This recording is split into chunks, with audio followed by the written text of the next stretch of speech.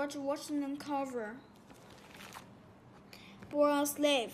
George Washington Carver was born in Missouri in 1864 during the Civil War. Because his mother was a slave, he was born a slave too. When the Civil War ended, George became free. He stayed with the people who had owned him, Susan and Moses Carver. Susan taught George to read and write. More than anything, he liked to garden and explore the world outside. Learning on his own, George taught himself about plants and animals. He wants to go to school to learn more. In many places, black and white students cannot attend the same schools. George could not go to the school nearby because he was black. When he was 12, he left home to go to another school. A year later, he left for Kansas.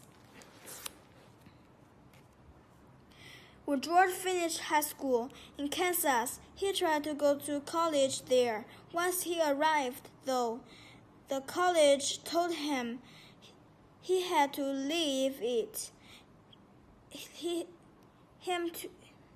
Told him he had to leave. It did not allow black students. He didn't give up, though. Instead, he went to college in Iowa. There, George learned all about farming. He was the first black student to finish and to become a professor at the college, making a difference. In 1896, Carver went to Alabama to help the poor farmers there.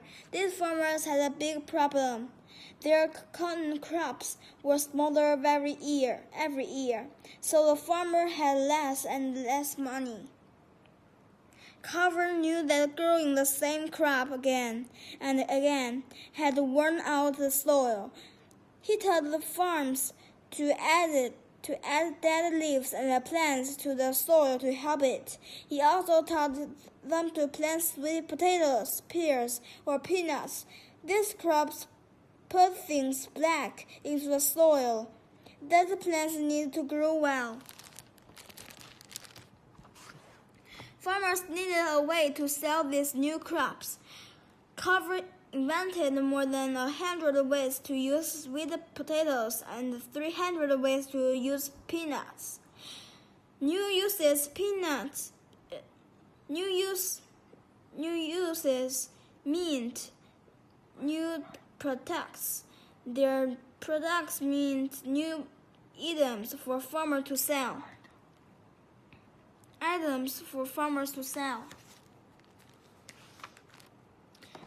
Ideas are free. In 1921, Carver was asked to speak for 10 minutes before the U.S. Congress, the country's lawmakers. Some of them didn't want him to speak because he was black. After his 10 minutes, however, they asked him to speak more than in the end. Congress passed a law to help U.S. peanut farmers. Carver became very famous, and the crowds gathered to hear him speak. He could have made lots of money, but he thought helping people was more important. He believed ideas should be free and freely given. Lasting message. George Washington Carver believed that people should treat each other with respect. In time, the